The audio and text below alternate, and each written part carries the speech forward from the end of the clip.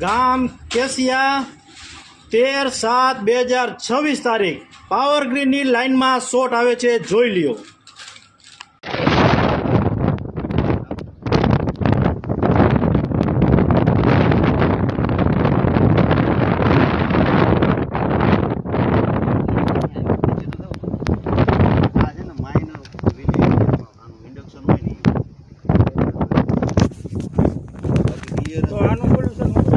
Power ગ્રીડની 400 કેવીની લાઇનની નીચે તાર બાંધવાથી પણ શોર્ટ આવે છે।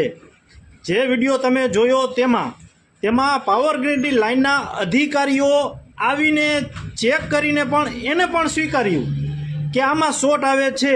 તો વિચારો 700 કેવીની લાઇનમાં શું થશે, અને આમાં કોઈ ખેડૂત મરી જાય તો એની જવાબદારી કોની? સરકારને, અદાણીને, અંબાણીને આ વિડીયો મોકલો।